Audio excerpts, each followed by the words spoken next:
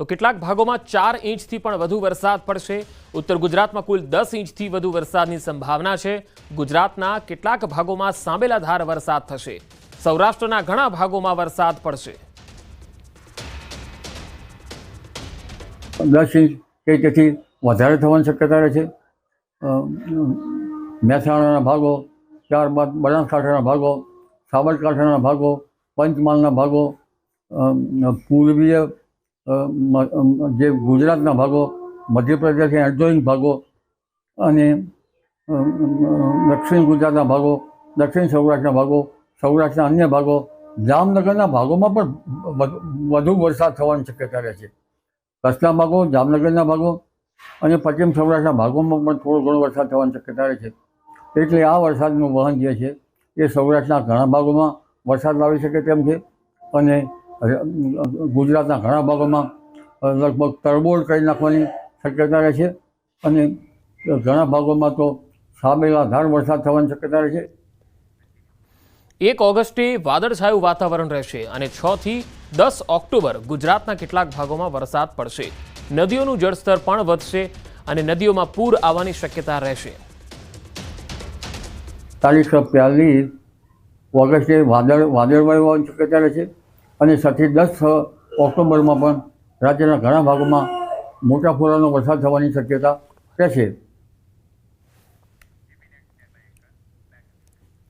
રાજસ્થાનના અજમેર શહેરમાં શુક્રવાર સવારથી જ પડી રહેલા ભારે વરસાદે જનજીવનને સંપૂર્ણપણે ખોરવી નાખ્યું છે। શહેરના વિવિધ વિસ્તારોમાં પાણી ભરાઈ જવાથી અને જોરદાર પ્રવાહના કારણે લોકોની મુશ્કેલી વધી ગઈ છે। ઘણી જગ્યાએ રસ્તાઓ જળમગ્ન થઈ ગયા, જેના કારણે સામાન્ય લોકોને ભારે મુશ્કેલીઓનો સામનો કરવો પડ્યો।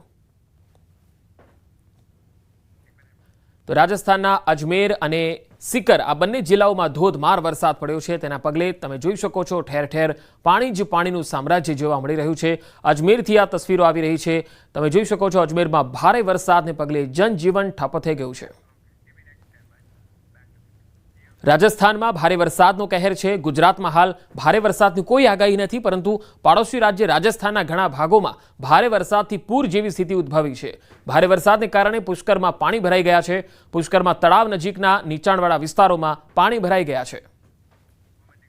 તસવીરો જોઈ શકાય છે, રાજસ્થાનથી આવી રહી છે પુષ્કર અને સાથે સાથે અનેક જિલ્લા, જેમાં ઉદયપુર પણ છે, સિકર છે, અજમેર છે, આ તમામ જિલ્લાઓમાં ધોધમાર વરસાદ છે।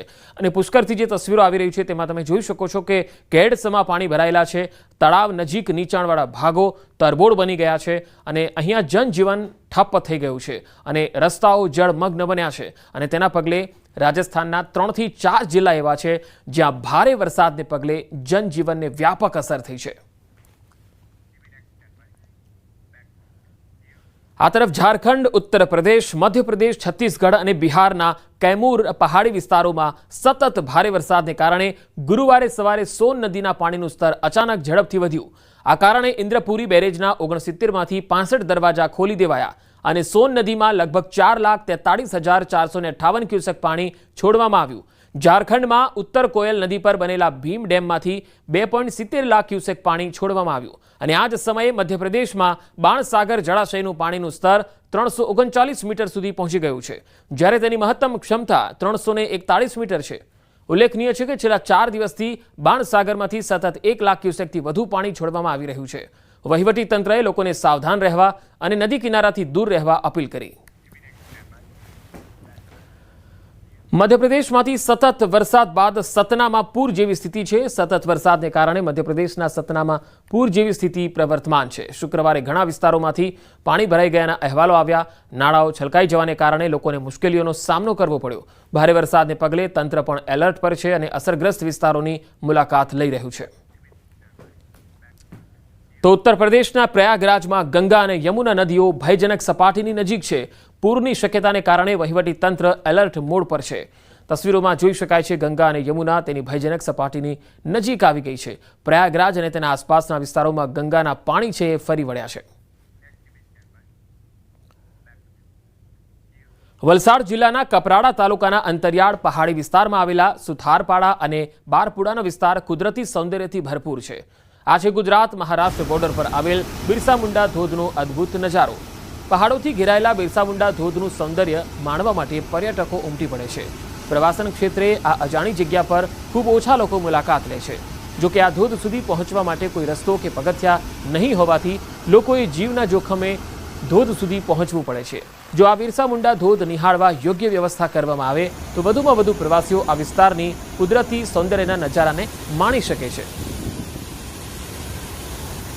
હમણાં આપણા અહીંયા વિસ્તારમાં વરસાદ સારી રીતે વરસી રહ્યો છે, તો જેના કારણે નાના મોટા ધોધો પડી રહ્યા છે. તો આપણે હમણાં સુધી એ જ જાણતા હતા કે આપણે વિલ્સન હિલના જે શંકર ધોધ છે એ જ બધા જાણીતા છે, કેમ કે ત્યાં મતલબ જવાનો રસ્તો મસ્તો તો બધું બરાબર છે. પણ અહીંયા બી અમે આવ્યા અમારા ગ્રુપ સાથે, તો અમને અહીંયા ખૂબ જ સરસ લાગ્યું, જાણ મળી, જેના કારણે અમે અહીંયા બિરસા મુંડાના ધોધ પાસે ફરવા આવ્યા છે. અને એ ધોધ ખૂબ જ સારો છે અને એ ધોધ પાસેથી ખૂબ જ ઉપરથી પાણી પડે છે અને અહીંયા ઊંડી ઊંડી ખીણો જોવા મળે છે, વાદળ, ડુંગર અને મસ્ત એવો નજારો જોવા મળી રહ્યો છે. બારપુડાની અંદર એક બિરસા મુંડા ધોધ કરીને આવ્યો છે, જે શંકર ધોધ કરતાં બારપુડા બિરસા મુંડા ધોધ ખૂબ જ સારી રીતે લોકો માટે મતલબ જોવાલાયક છે. અહીંયા આગળ ઘણા ટુરિસ્ટો આવતા હોય, પણ એક જ કારણ છે કે એ લોકોની જ્યારે મન દુઃખ થાય છે ત્યારે એ લોકો આવતા હોય ત્યારે એ લોકોને કોઈ રસ્તો ના મળતો હોય. મતલબ અહીંયા એ લોકોનું કેવું ફરવા આવતા હોય એ લોકોને પણ એવું છે કે અહીંયા કંઈક ને કંઈક વિકાસ થાય તો સ્થાનિકોને રોજગારી પણ મળે ને